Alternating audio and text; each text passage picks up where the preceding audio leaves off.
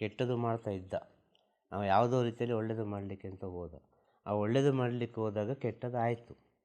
ಇದು ಪ್ರತಿಯೊಬ್ಬ ಮನುಷ್ಯನ ಒಳಗಿರುವ ವಿಚಾರ ಇಷ್ಟೇ. ಇದು ಯಾಕೆ ಒಳ್ಳೆಯದು ನಾನು ನೆನೆಸಿದಂಗೆ ಕೆಟ್ಟದಾಗ್ತದೆ ಎಂಬ ಸತ್ಯವನ್ನು ನಾವು ತಿಳಿಯುವಾಗ, ಸೂಕ್ಷ್ಮವಾಗಿ ನೋಡುವಾಗ, ಹೋದ ಜನ್ಮದ ಮಾಡಿದ ಕೆಲವೆಲ್ಲ ವಿಚಾರಗಳು, ಅದಕ್ಕೆ ವಿಧಿ ಅಂತ ಹೇಳೋದು.